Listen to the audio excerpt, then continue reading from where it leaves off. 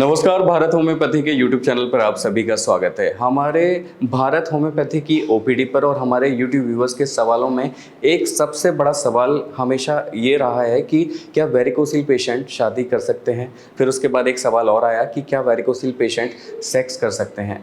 तो जिज्ञासाएं बढ़ती चली जाती हैं और जो पेशेंट के मन की स्थिति होती है वो काफ़ी सारे प्रश्नों को खड़ा कर देती है कि अब ऐसा हो गया तो कैसे होगा और अब वैसा हो गया तो कैसे होगा।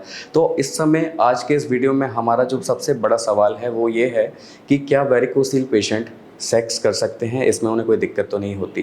तो आज इसी विषय पर हम आपसे बात करेंगे। तो इसके लिए आपको क्या करना पड़ेगा, इसके लिए आपको हमारे वीडियो को एंड तक ज़रूर देखना पड़ेगा। तो शुरुआत करते हैं, क्या वेरिकोसिल रोगी सेक्स कर सकते हैं। जी हाँ, वेरिकोसिल रोगी निश्चित तौर पर सेक्स कर सकते हैं, उन नॉर्मल लोगों की तरह जिन्हें वेरिकोसिल नहीं है। इसमें आपको कोई भी दिक्कत का सामना नहीं करना पड़ेगा। लेकिन कई बार क्या होता है, जब वेरिकोसिल की एक दिक्कत हो जाती है तो मनोस्थिति ये हो जाती है पेशेंट की कि अगर मैं सेक्स कर लेता हूँ तो मेरा स्पर्म काउंट पहले से कहीं और ज़्यादा दिक्कतें ना कर दे। तो मनोस्थिति ये हो जाती है पेशेंट की वेरिकोसिल के दौरान कि अगर मुझे वेरिकोसिल हो गया है तो मैं आगे जाके नपुंसक तो नहीं हो जाऊंगा।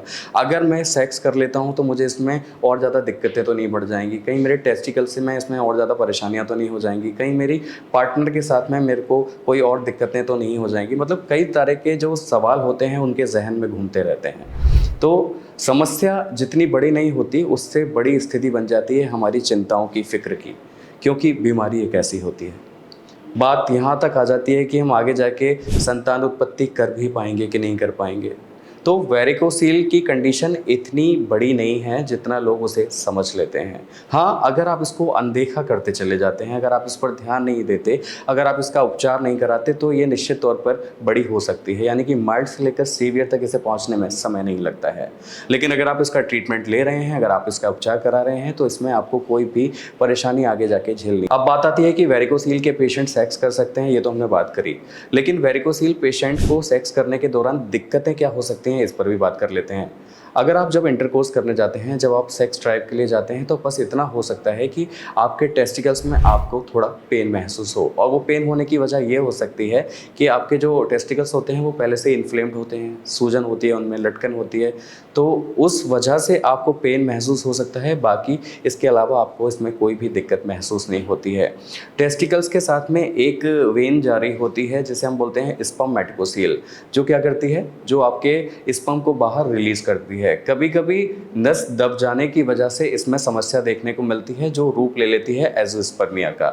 ये समस्या आपको बन सकती है, लेकिन अगर आपकी नस दबी हुई नहीं है, अगर आप नॉर्मल अपना एक रूटीन फॉलो कर रहे हैं, अगर आप एक अच्छी डाइट ले रहे हैं, अगर आप उन सारी चीज़ों को अमल कर रहे हैं कि एक वेरिकोसिल पेशेंट को जो करनी चाहिए, जिन चीज़ों को थोड़ा सा अनदेखा करना चाहिए, आपके डाइट प्लान सही हैं, आपकी एक्सरसाइज का जो एक योग प्राणायाम जैसी जो कंडीशंस होती हैं, अगर आप वो कर रहे हैं, आप अपने प्रोटेक्शन का यूज़ कर रहे हैं, आप इन सारी चीज़ों को अमल में ला रहे हैं, तो फिर डेफिनेटली आपको कोई भी परेशानी का सामना इसमें नहीं करना पड़ेगा। आप आराम से अपनी ज़िंदगी को एंजॉय कीजिए, आप आराम से सेक्स कीजिए, आप आराम से अपने वंश वृद्धि में आगे बढ़ सकते हैं।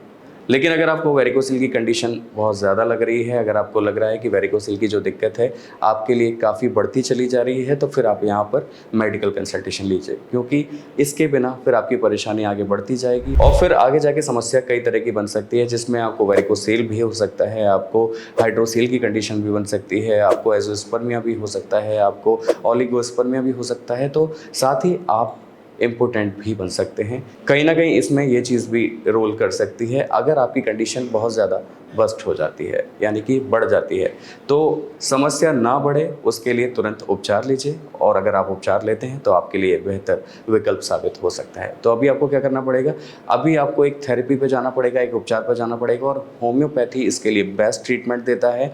होम्योपैथी में वेरिकोसिल का निश्चित तौर पर 100% क्यूरेबल इलाज है। अगर आपको वेरिकोसिल की दिक्कत है तो आपको क्या करना है, अभी इसी नंबर पर बात करनी है जो आपके स्क्रीन पर दिखाई दे रहे हैं। आपको भारत होम्योपैथी के डॉक्टर से संपर्क करना है। इसके अलावा अगर आपका कोई भी प्रश्न है, कोई भी सवाल है वेरिकोसिल के रिगार्डिंग या फिर मेल इनफर्टिलिटी की किसी अदर बीमारी के रिगार्डिंग, तो आप हमें कमेंट बॉक्स के जरिए अपने सवालों को, प्रश्नों को पूछ सकते हैं। साथ ही अगर आप कोई वीडियो के माध्यम से भी जानकारी लेना चाहते हैं तो आप हमें कमेंट बॉक्स के जरिए अपनी बात को उसमें रख सकते हैं। आज के वीडियो में बस इतना ही। मुझे उम्मीद है आज की ये वीडियो, आज की इन्फॉर्मेशन आपको समझ में आई होगी, पसंद आई होगी। अगर आपको ये वीडियो पसंद आया हो तो आप हमें लाइक, शेयर, सब्सक्राइब, कमेंट करना ना भूलें। आज के लिए बस इतना ही। अगली वीडियो में आपसे फिर होगी मुलाकात, तब तक के लिए नमस्कार।